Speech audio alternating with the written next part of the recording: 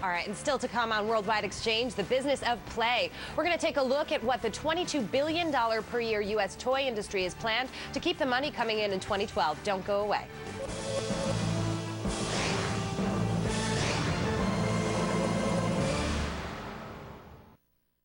And let's switch gears for a moment. We're going to talk about toys and playing, because it is a serious business.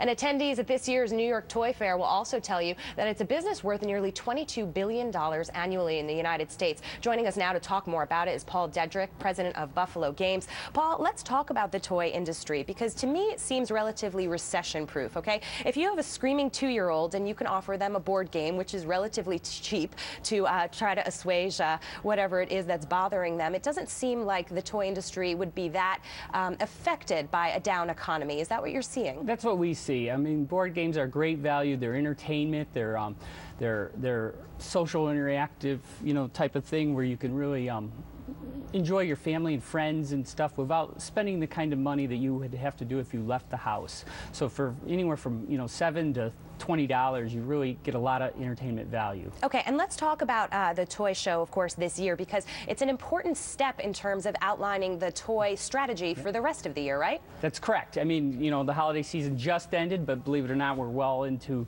what 2012 holiday is going to look like. So yes, the show is a big show. It's the biggest trade show we have for the $22 billion toy industry.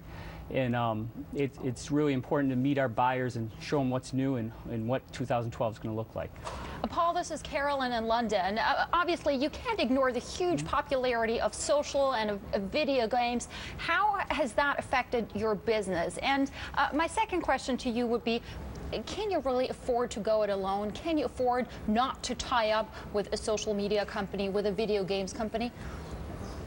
Oh yeah, we believe so. The two type of products are quite different. Social media games are very singular lone activity, where a board game is a social activity where you're going to get together with friends and family and you're going to have social interaction. You're going to laugh together. You're going to play together. There's nothing virtual about the fun you're doing. So yes, we believe that we can do it without being part of the social media.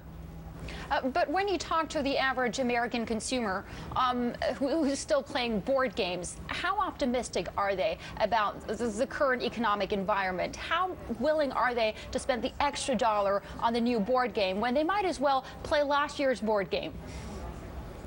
Well, board games, there is a thing where board games have a lot of tradition, but they're always looking for the new, innovative board games.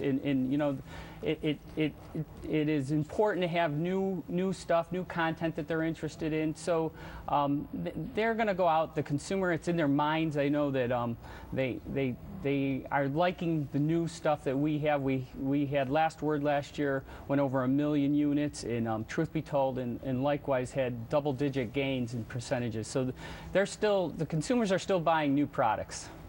Paul, we've just been talking about Greece, about the need to get the real economy growing. How do you get growth in an economy? It's certainly a question that hasn't escaped us in the United States as well. As a business owner of really cool products, I have to say. Thanks.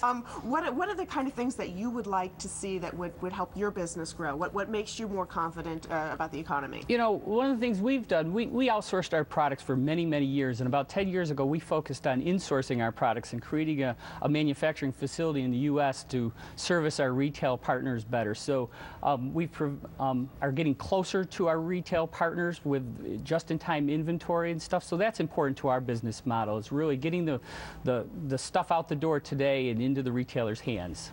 Yeah, and that is key as we go throughout the rest of the year, and obviously those critical holidays as well, and the board game industry impacting the overall toy industry, and that a segment of retail. So really something important to watch. Thank you so much, Paul Dedrick, president of Buffalo Games, for joining us today to talk about that. And Michelle, of course, is going to stay with us.